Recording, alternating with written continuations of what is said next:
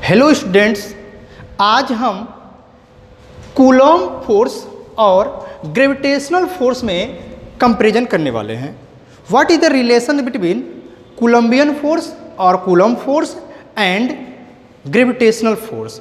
जैसा कि हम लोगों ने इसके पहले कूलॉम्स लॉ के बारे में स्टडी किया, तो कूलॉम्स लॉ से जो हमने स्टडी किया था वहाँ पर हमको जो फोर्स मिला था that are called the electrostatic force कहें और कोलंबियन फोर्स कहें और फोर्स ऑफ इंट्रैक्शंस भी कहते हैं। तो सिंपली कोलंबियन फोर्स या कूलम्ब लॉ से जो हमें मिला है electrostatic force and gravitational force में what is the similarity and what is the dissimilarity.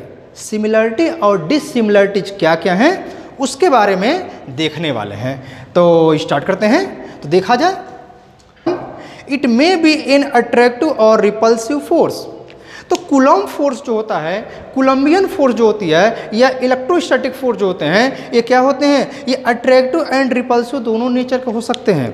As we know that Coulombian force जो है फार्मूला क्या है? F is equal to 1/4 pi epsilon naught Q1 Q2 by R square.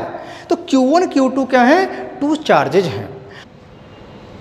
वो charge क्या हो सकते हैं? तो चार्ज लाइक भी हो सकते हैं एंड अनलाइक भी हो सकते हैं। लाइक चार्ज होंगे तो रिपल्सन होगा, अनलाइक चार्ज होंगे तो अट्रैक्शंस होगा। मीन्स जैसा हम जानते हैं according to the fundamental law of electrostatic, like charges repel and unlike charges attract to each other. Means हमारे पास जो कोलंबियन फोर्स मिलते हैं, इलेक्ट्रोस्टैटिक फोर्स मिलते हैं, वो अट्रैक्टिव एंड रिपल्सिव दोनों नेचर के हो सकते हैं। बट ग्रेविटेशनल फोर्स का फॉर्मूला क्या है? F is equal to Gm1 m2 upon R square. m1 m2 with masses and mass जो होते हैं इसमें कोई चार्ज नहीं है। And also we know that gravitational force is always attractive nature. जो ग्रेविटेशन फोर्स होते हैं ऑलवेज अट्रैक्टिव होते हैं। जैसे हम इस मार्कर को गिरा रहे हैं, क्या हम इसे नंबर ऑफ टाइम गिराए हैं? क्या ये ऐसा भी हो सकता है ये कभी उड़ जाए? नो, ऑलवेज टूवर्ड्स अर्थ गिरेगा। मीन्स ग्रेविटेशन फोर्स जो नेचर है वो कैसा है? ओनली अट्रैक्टिव है।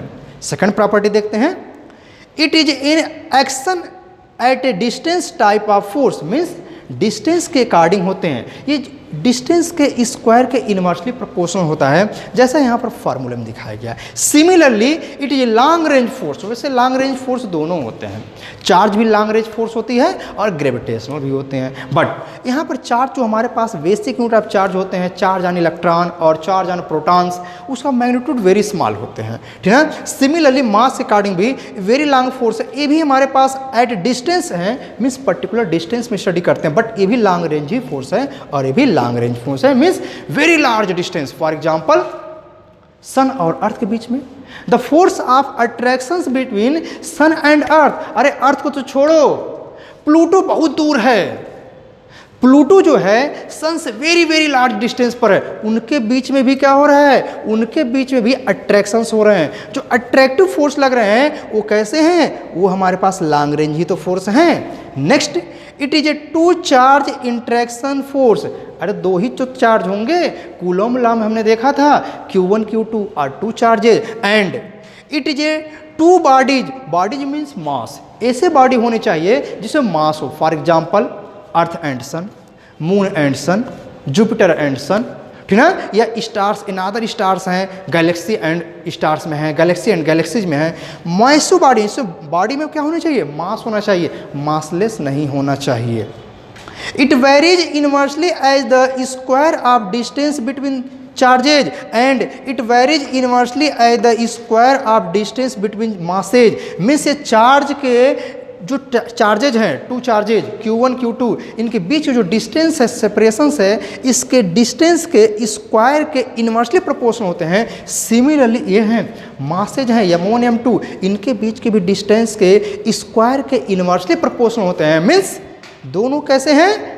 इनवर्स स्क्वायर लॉ को फॉलो करते हैं। मीन्स ये दोनों क्या है? इनवर्स स्क्वायर लॉ को ओबे करते हैं, फॉलो करते हैं। मीन्स डिस्टेंस अगर हम 1 मीटर से 2 मीटर होगा, 1 मीटर डिस्टेंस पे अगर फोर्स 1 है, एफ है, तो 2 मीटर पे 1/2 ऑफ होल स्क्वायर मीन्स 1/4 हो जाएगा। 1 मीटर पे फोर्स एफ था तो 2 मीटर पे एफ बाई 4 हो जाएगा। 3 मीटर पर तो 3 का स्क्वायर 9 मीन्स 1/9 हो जाएगा। 4 पर 1/16 हो जाएगा। 5 पर 1/25 हो जाएगा and so on.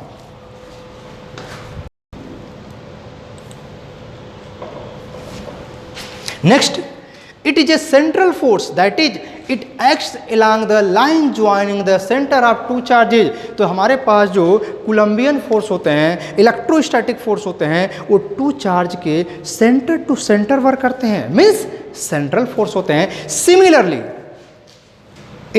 Gravitational force is also a central force, means ये भी क्या होते हैं, मास के सेंटर टू सेंटर वर्क करते हैं। जो एक्सलेशन ड्यू टू ग्रेविटी होती है वो अर्थ सरफेस तो मैक्सिमम होती है, बट जो उसका ओरिएंटेशंस होते हैं वो ऑलवेज अर्थ के सेंटर से होते हैं। मीन्स सन और अर्थ के बीच में जो फोर्स लग रही है वो सन और अर्थ के सेंटर टू सेंटर फोर्स लग रहे हैं, मीन्स सेंट्रल फोर्स हैं एंड हेंस कंजर्वेटिव। ये दोनों फोर्स सेंट्रल हैं एंड हेंस क्या कह सकते हैं, कंजर्वेटिव होते हैं। It is A conservative force that is work done by it does not depend on the actual path followed. Similarly ये भी क्या, it is also conservative force. तो व्हाट इज कंजर्वेटिव फोर्स, ये तो 11th में पढ़ लिए थे, 11th में पढ़े थे work energy and power chapter में। Conservative force and non conservative force. What is the conservative force, those forces which does not depend on the intermediate path. Means हमें यहाँ से यहाँ पर आना है या यहाँ से यहाँ जाना है, तो हम क्या कर सकते हैं, यहाँ से ऐसे जा सकते हैं, यहाँ से ऐसे आ सकते हैं, इधर से घूम फिर के आ सकते हैं, इधर से जा सकते हैं। बट अगर यहाँ से यहाँ जाने में नंबर ऑफ पाथ को फॉलो किया जाए, बट जो वर्क डन होते हैं वो सेम रहें, मीन्स कैसे हैं, तो हमारे पास जो फोर्स मिलेगा वो कंजर्वेटिव फोर्स होगा। Means work done by it does not depend on the actual path. Path क्या, इससे कोई मतलब नहीं है। Those forces the work done in क्या है, the work done by the it does not depend upon the actual path. Means ऐसा work done हो जहाँ पर जो फोर्स हो only depends on the initial and final position, does not depend on the intermediate path या actual path, that are called the conservative force. क्या कहलाएंगे, conservative force कहलाएंगे। तो इलेक्ट्रोस्टैटिक फोर्स, कोलम्बियन फोर्स और जो ग्रेविटेशनल फोर्स होते हैं, both are conservative in nature. Next, it has consistency with Newton's third law. यानी क्या होता है, ये न्यूटन्स थर्ड लॉ को कंसिस्ट करता है, फॉलो करता है, ओबे करता है। Similarly it also has consistency with Newton's third law. दोनों क्या है, न्यूटन्स थर्ड लॉ को ओबे करते हैं। Means action reaction, to every action there is equal and opposite reactions. Equal and opposite reactions मिलते हैं, उस लॉ को दोनों क्या करते हैं, फुलफिल करते हैं। मीन्स इलेक्ट्रोस्टैटिक फोर्स और ग्रेविटेशनल फोर्स दोनों क्या करते हैं, Newton's law, Newton's third law motion को फुलफिल करते हैं, that is action reaction. Electrostatic force is very large as compared to gravitational force. Its strength with respect to strong force is 10 to the power 36 times. 10 to the power 36 times को represent कर रहा है। Means electrostatic जो force होते हैं ये क्या होते हैं, यह स्ट्रांग फोर्स से कंपेरिजन में क्या होते हैं, its strength with respect to strong force is this. Means यहाँ पर डेटा इनकरेक्ट शो किया गया है। एक्चुअल में जो होता है इलेक्ट्रोस्टैटिक फोर्स जो होता है, इसे वहाँ पर फंडामेंटल में जब स्टडी किए थे तो जैसा कि हम जानते हैं strong force is the strongest force in nature. And ये इलेक्ट्रोस्टैटिक फोर्स किसका पार्ट है, इलेक्ट्रोमैग्नेटिक फोर्स का पार्ट है। And electromagnetic force is about 100 times weaker. वो क्या होते हैं, स्ट्रांग न्यूक्लियर फोर्स से 100 टाइम्स वीकर होते हैं। बट ग्रेविटेशनल फोर्स क्या होता है, gravitational force is the weakest force in nature. Gravitational force जो होते हैं वीकेस्ट फोर्स इन नेचर होते हैं। It is the weakest fundamental forces, its strength with respect to strong force is 10 to the power -39।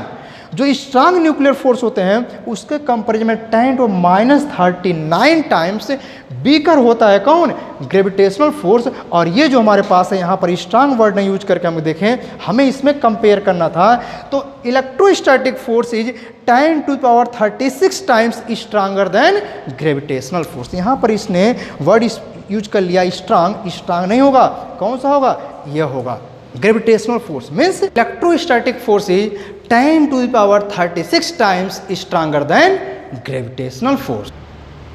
I hope this video is very useful for you. Please subscribe my YouTube channel, share, like and also comments about the videos. Thank you.